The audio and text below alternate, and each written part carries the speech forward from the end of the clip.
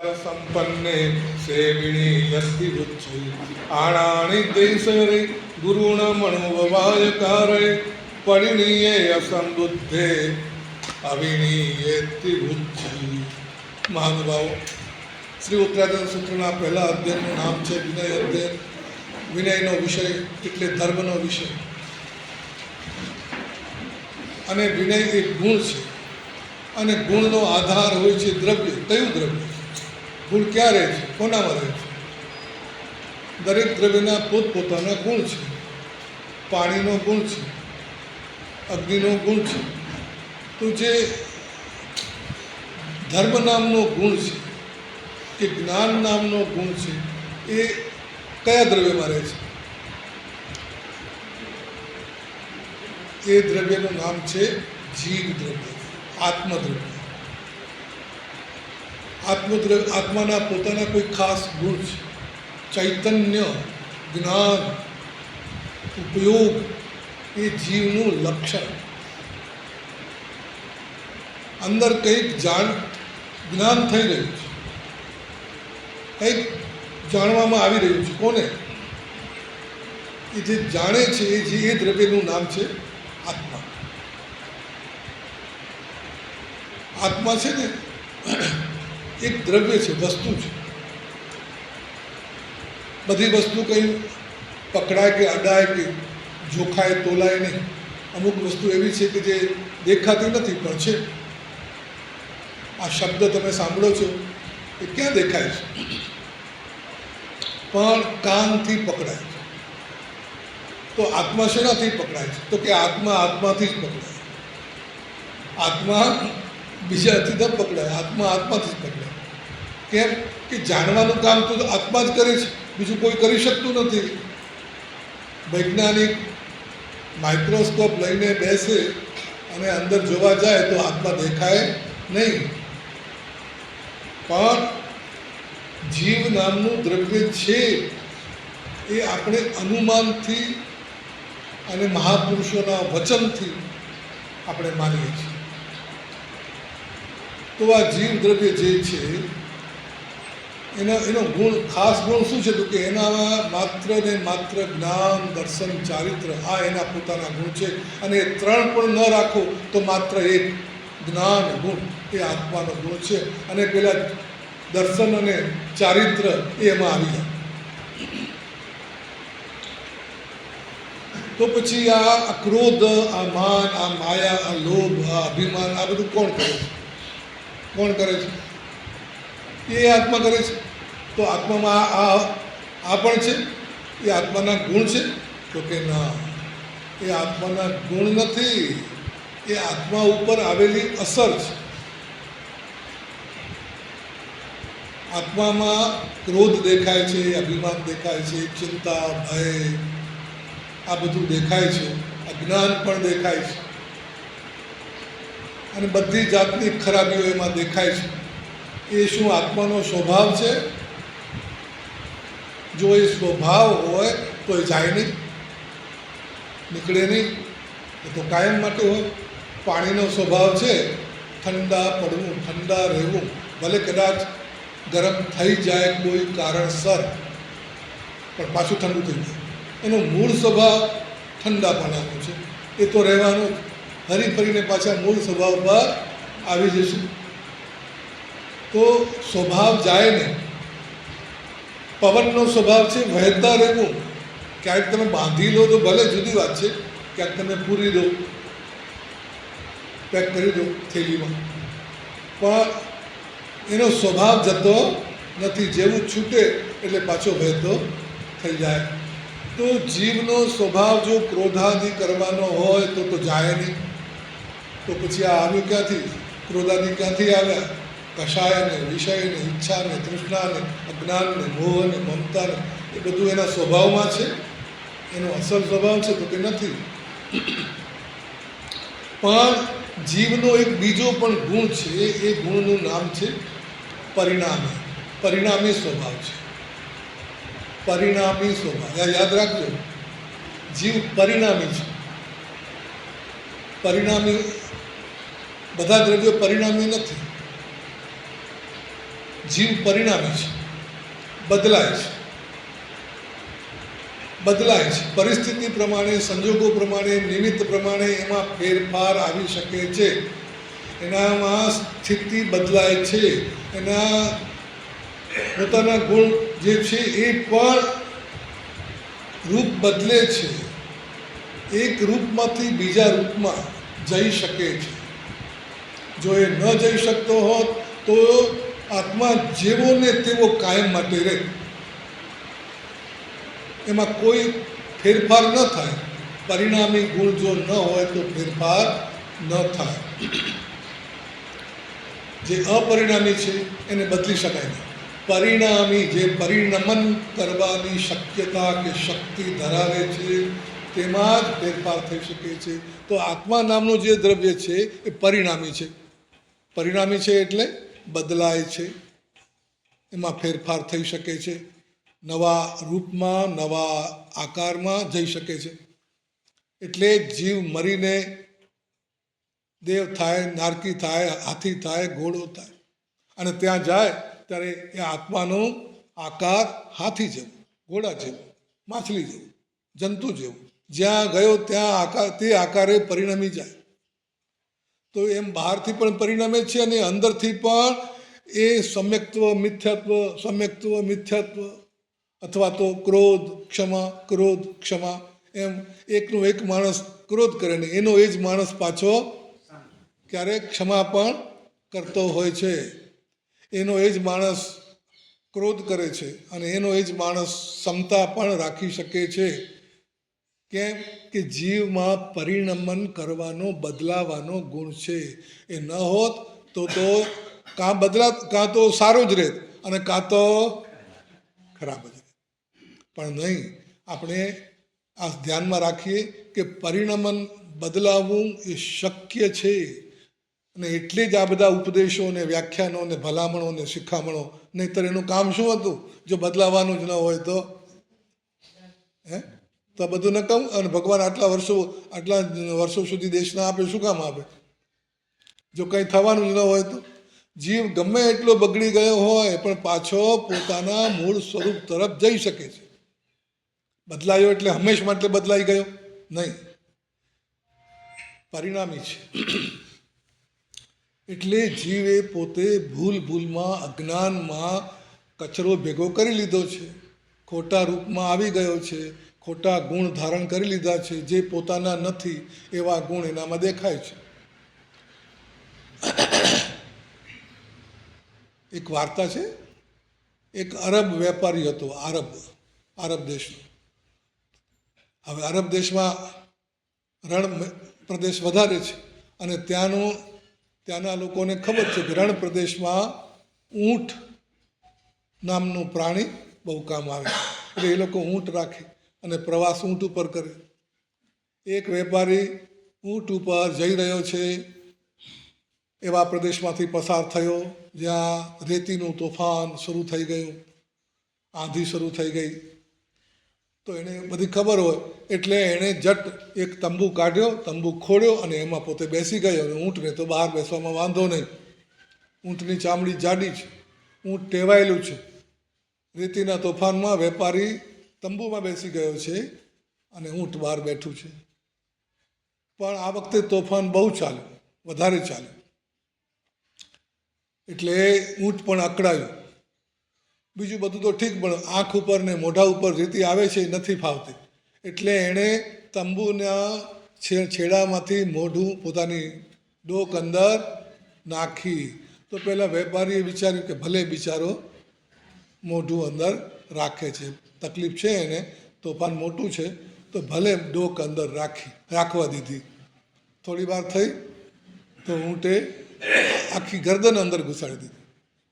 ઠીક છે, બિચારો હેરાન થાય છે, ભલે રહે.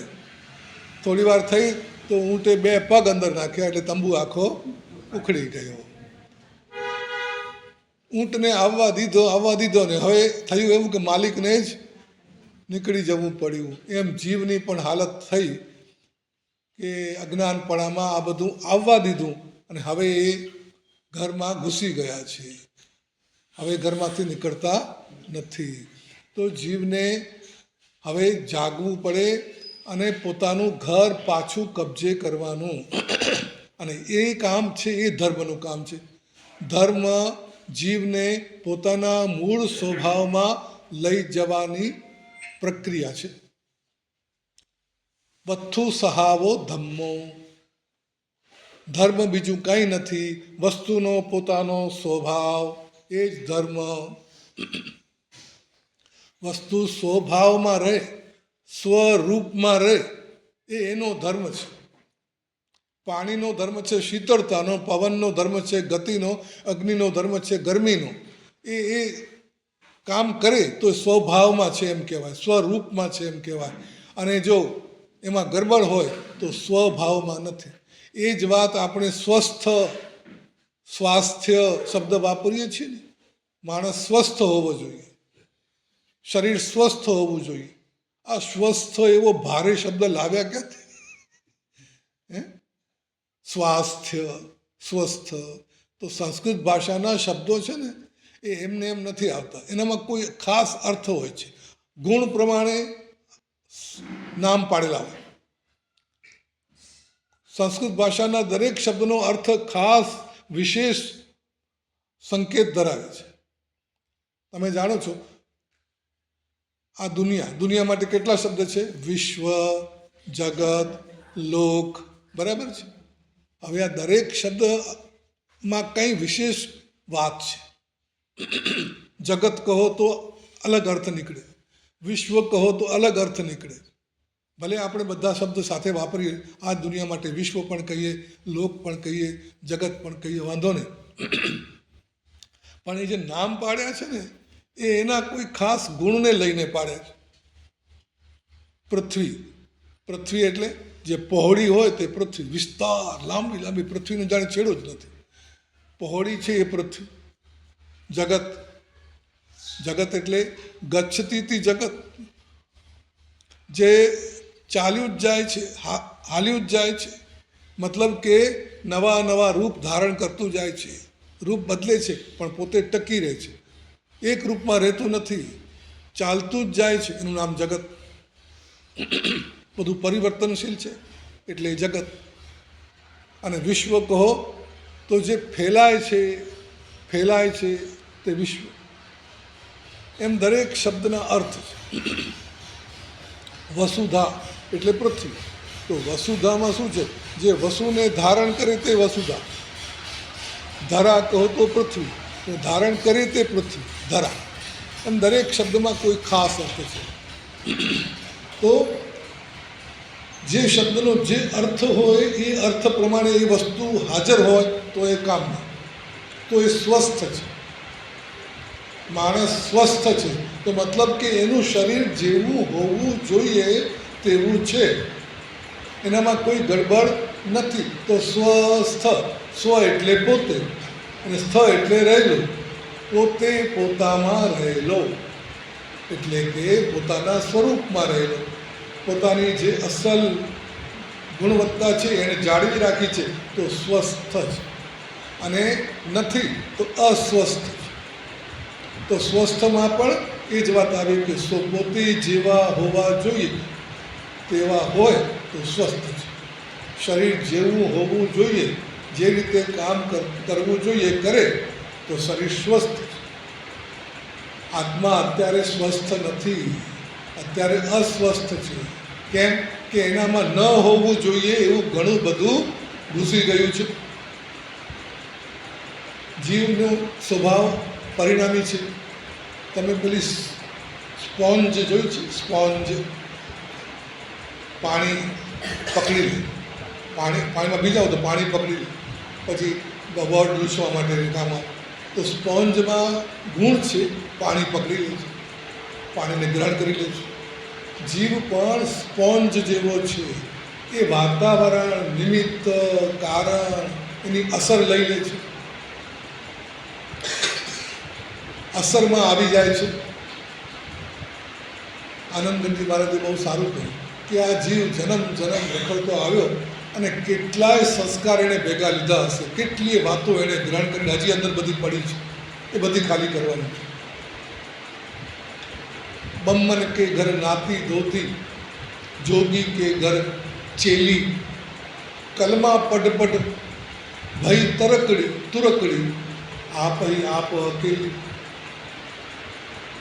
આત્મામાં જે શક્તિ છે, આત્માનું જે મુખ્ય ગુણ છે ચેતના, જ્ઞાન, જ્ઞાન શક્તિ. આત્મામાં આમ તો 3 શક્તિ ગણાય, સમજવા માટે 3, બાકી 1. 3 શક્તિ છે: જ્ઞાન શક્તિ, ઈચ્છા શક્તિ અને ક્રિયા શક્તિ. જ્ઞાન શક્તિ તો બધા જાણીએ છીએ. ઈચ્છા શક્તિ પણ છે, કારણ કે જ્ઞાન કરે છે તે ભેગા જ અંદરથી કાં તો લેવાની, કાં તો છોડવાની, કાં તો ભેગું કરવાની, કાં તો કાઢી મૂકવાની, કાં તો કરવાની અથવા નહીં કરવાની, એવી કોઈક ઈચ્છા અંદર શરૂ થઈ જાય છે. જેવું જ્ઞાન થયું એ જ્ઞાન થઈને અટકી જતું નથી. એના પછીનું પગથિયું, એના પછીનું કામ ઈચ્છા. ઈચ્છા 2 જાતની, હા અને ના, હકારાત્મક, નકારાત્મક. કોઈક વસ્તુ એવી છે એનું જ્ઞાન થયું પણ સાથે સાથે એ ગમતી નથી, તો ઈચ્છા એમ કહે છે કે આ નથી જોયું, આનાથી દૂર થઈ જાય, આને દૂર કરો. અને જો ગમતી છે તો લાવો, જોઈએ, ખાવું, પીવું. જ્ઞાન થયા પછી બીજું પગથિયું છે ઈચ્છા, ઈચ્છા શક્તિ. એ છે દર્શન ગુણ, જ્ઞાન ગુણ, દર્શન ગુણ. અને ત્રીજો કયો ગુણ છે? ચારિત્ર ગુણ. એ શું છે? ક્રિયા છે. જે જાણ્યું, જે ઈચ્છા કરી એનો અમલ કરે, એ પ્રમાણે કરવા જાય તો ઈચ્છા શક્તિ, ક્રિયા શક્તિ. ક્રિયા એટલે ચારિત્ર. ચારિત્રમાં કરવાનું આવે છે. આમ તો જીવનની બધી બાબતોમાં 3 વસ્તુ તમને દેખાશે: જ્ઞાન, ઈચ્છા અને ક્રિયા. જ્ઞાન, ઈચ્છા અને ક્રિયા. જ્યાં જ્યાં જીવ છે ને, જે જીવ છે ને એ તમામમાં આ 3 વસ્તુ તમને દેખાશે: જ્ઞાન, ઈચ્છા, ક્રિયા. એ કીડી છે, એનામાં ચેતના છે, એનામાં જ્ઞાનનો ગુણ તો છે જ, એ તો દેખાય જ. કીડીને જ્ઞાન થયું કે અહીંયા કંઈક ખાવાનું પડ્યું છે, અહીંથી આટલી દૂર જઈએ તો ખાવાનું મળે એમ છે. એક સાકરનો નાનો કણ ક્યાંક પડ્યો છે, દૂર દૂરથી કીડીને જ્ઞાન થઈ ગયું કે કણો અહીંયા છે, અને પછી એ રસ્તો ગોતી લે છે. અને જ્ઞાન થયું કે સાકરની કણી પડી છે, તો એ ભેગા એ કીડીને શું થયું? ઈચ્છા થઈ કે જાઉં, લઈ આવું, ખાઉં. અને ઈચ્છા થઈ તો પછી શું કર્યું? એણે ચાલવાનું શરૂ કર્યું, પહોંચવાનું શરૂ કર્યું, રસ્તો ગોતી લીધો, પહોંચી આવ્યો. એક નાનકડી કીડીમાં પણ 3 વસ્તુ દેખાય છે: જ્ઞાન, ઈચ્છા અને ક્રિયા.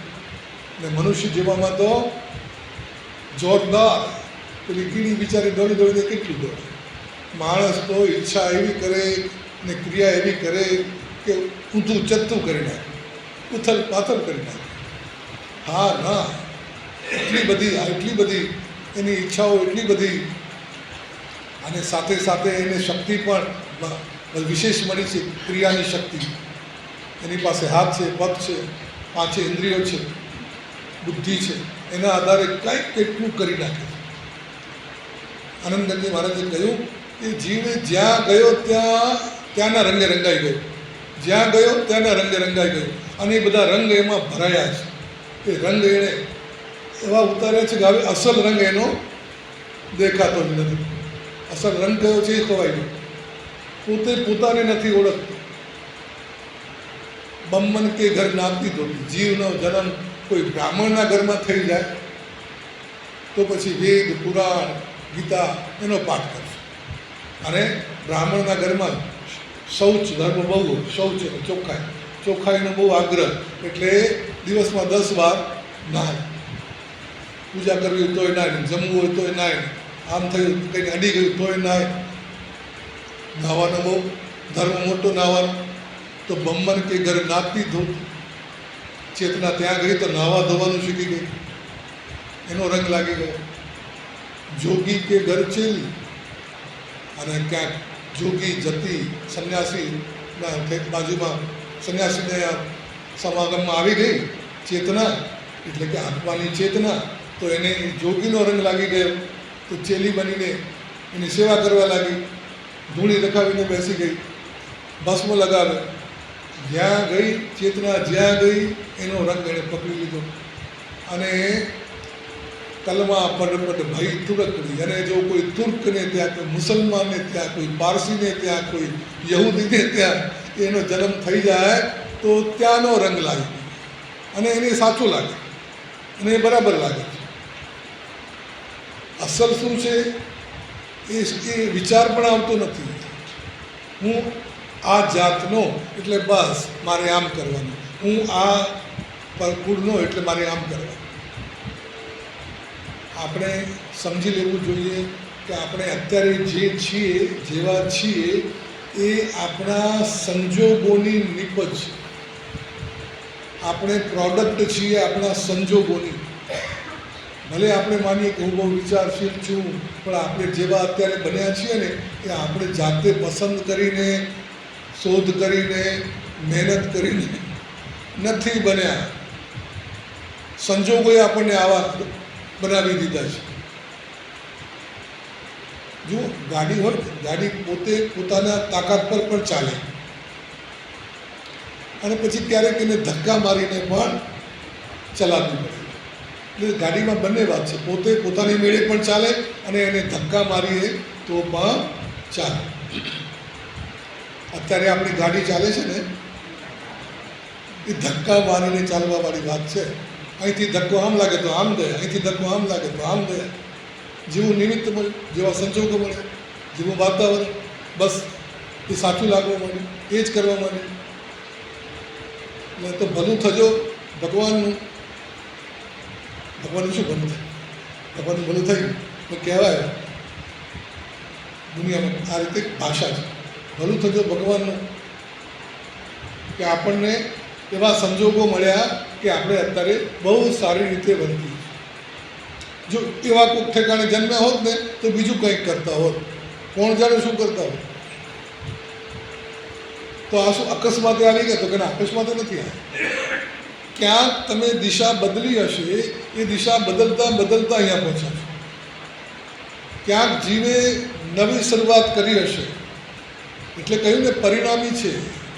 બગડે બગડે બગડે તો એવો બગડે કે છેલ્લી હદ સુધી પહોંચી જાય અને સુધરવામાં ઈચ્છે તો સુધરે તો કેટલું સુધરી જાય. પણ પોતાની ઈચ્છાથી સુધરે એ બીજી વાત છે અને ધક્કા મારીને નિમિત્તોથી સુધરે એ બીજી વાત છે. અત્યારે આપણામાં જે કંઈ સારી વાતો છે એ કાં તો બાપ દાદામાંથી મળી છે, કાં તો સમાજમાંથી મળી છે, કાં કોઈકે શીખવાડી છે. પહેલાં પણ કદાચ આગલા જન્મોમાં કોણ જાણે થોડી ઘણી શરૂઆત કરી હશે તો અહીંયા થોડાક સારા છીએ. પણ જો આ સારાપણું સાચવીએ નહીં, એને ટકાવીએ નહીં, બચાવીએ નહીં તો પાછા બગડી શકીએ. ઘણી વખત આપણે સાંભળ્યું પણ હોય છે અને કહેતા પણ હોઈએ છીએ કે આ માણસને આવું કરે, માન્યામાં ન આવે. આ માણસ આવું કરે, માની ન શક્યું. આ તો આવું નહોતું તો કેમ કર્યું? કેમ આવું કામ કર્યું? એ કામ કરવાની એનામાં પૂરી ગુંજાઈશ છે, કરી શકે. એક ડાકુને એનો ભવિષ્યકાળ છે, એક સંતને એનો ભૂતકાળ પણ છે. ભૂતકાળમાં ગમે તે બાબત, આજે સંત છે અને એક સંત છે એને પાછો ભવિષ્યકાળ છે. એ કોણ જાણે, જો સાચવે નહીં, સંભાળે નહીં તો પાછો એ ડાકુગીરી પર પહોંચી જાય. જીવ આમ જ કરતો આવ્યો છે, ઉતર ચડ. અંદરથી નક્કી નથી કર્યું કે મારે હવે આમ નહીં ને આમ, મારે હવે આ દિશા જ લેવાની છે, બીજી નહીં એવી વાત હજી નક્કી નથી કરી. જ્યારે જે ફાવ્યું, જ્યારે જે ઠીક લાગ્યું તે કરતો આવે. એટલે જીવની સ્થિતિ સારી ખરાબ એક ક્ષણ એવી આવે કે જીવ નક્કી કરે કે હવે તો બસ આ મારી દિશા, આ જ રસ્તે જવું છે.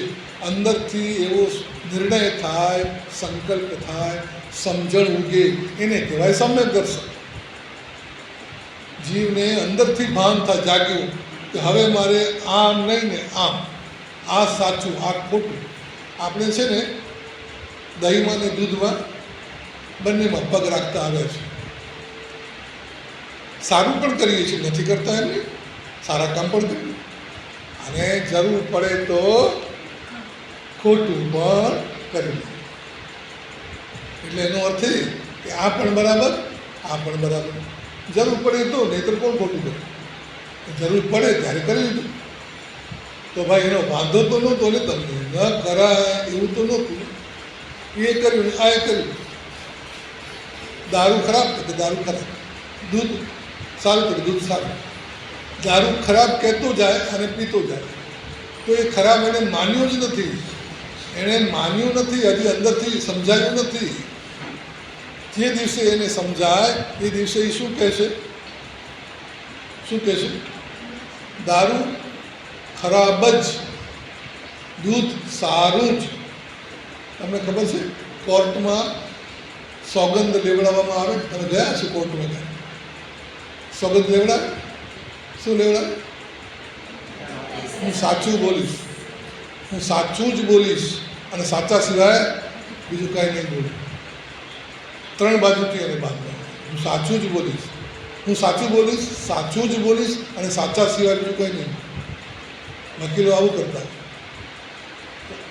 જીવના અંદરથી એવો અવાજ આવશે કે હવે તો ધર્મ જ, હવે ધર્મ કરીશ, ધર્મ જ કરીશ, ધર્મ સિવાય બીજું નહીં કરું. એ જીવ પરિણામી છે ને, બદલી શકે છે. એનામાં પાછું પરિવર્તન આવી શકે જો સાવધાન ન રહે, જો પુરુષાર્થ ન કરે. પુરુષાર્થ કરી અને બદલાય, અને ધક્કા મારીને બદલાય, એ બંનેમાં ફરક છે.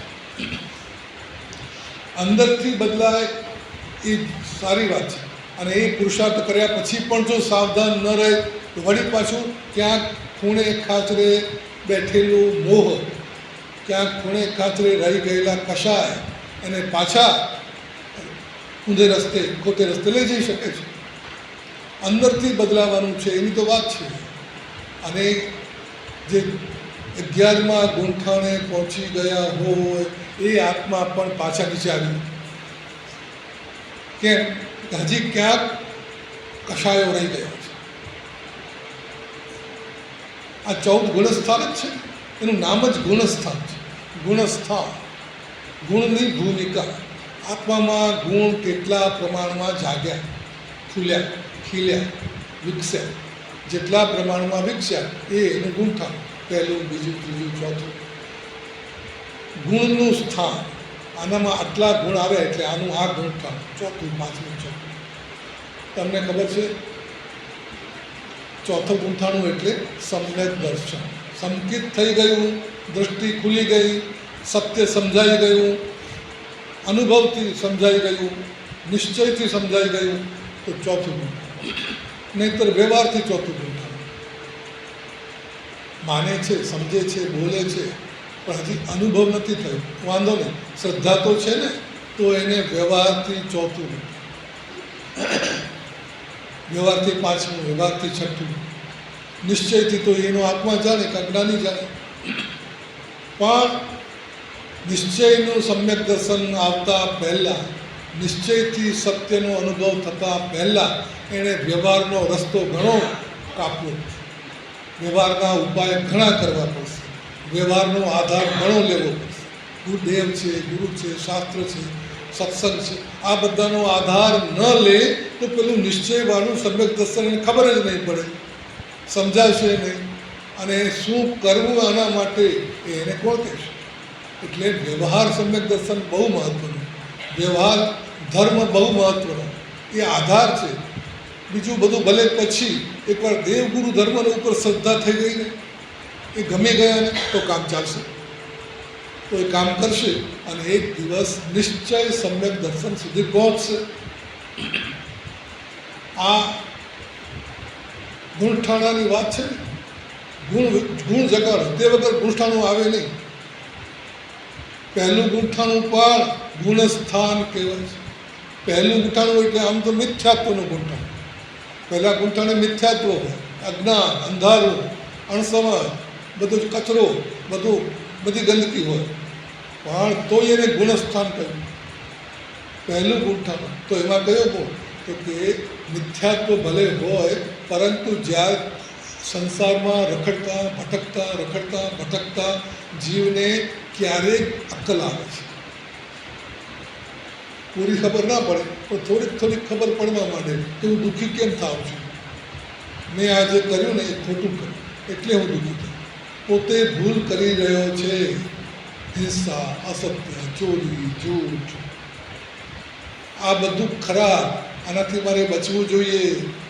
પુણ્ય અને પાપ, સારું અને ખોટું, એની થોડી સમજણ, ભલે પૂરી નહીં પણ થોડી સમજણ એને દુનિયાના ભવભ્રમણમાં, જગતના ભવભ્રમણમાં માર ખાઈને, અથડાઈ કૂટાઈને ક્યારેક ભાન આવે છે. જે મોટી નદીઓ છે, પહાડમાંથી નદી નીકળતી હોય તો એના ભેગા એના પથરા પણ તણાય, અને જેમ તણાય ને તેમ ઘસાય, પીસાય, અથડાય, કૂટાય, અને એ પથરા પણ લીસા, ગોળ, મજાના થઈ જાય. ગંગા નદીમાં આરસના કટકા, પથ્થરના ટુકડા ઘસાઈને એવા સરસ ગોળ બની જાય, અને એમાં એવી આકૃતિ, એવા રંગ હોય, લોકો એને લઈ જાય છે અને શાલિગ્રામ તરીકે પૂજા કરે.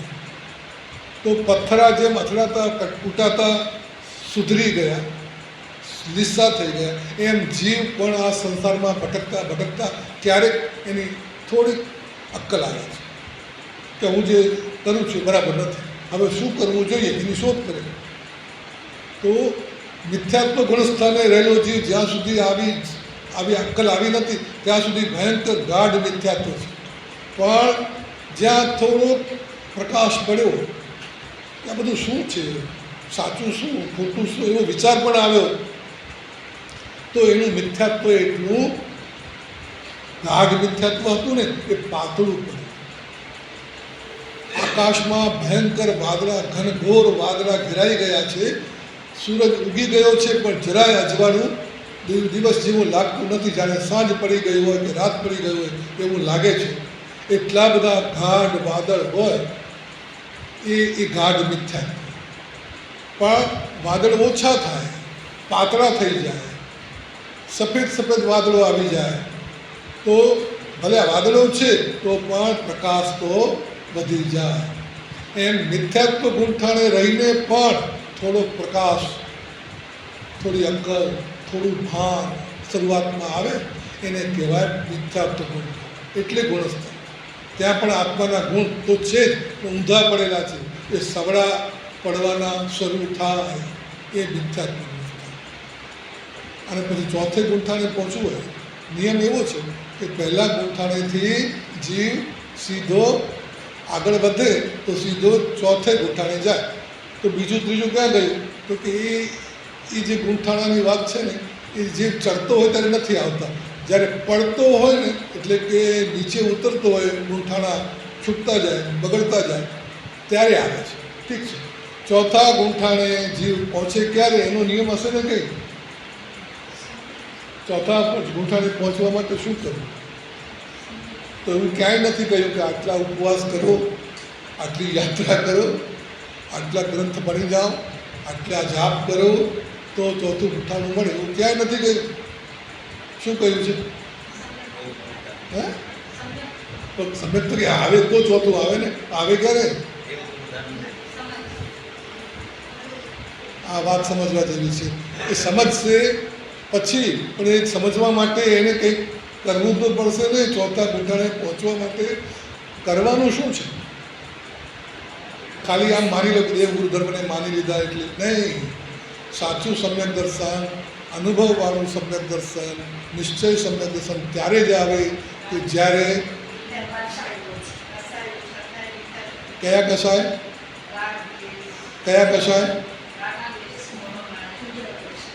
હા, એ બરાબર છે, પણ કયા પ્રકારના કશાય? કશાયના 4 ભાગ પાડ્યા છે. કશાયના લેવલ 4 છે. આ તમે સમજો ત્યારે કામ આવશે.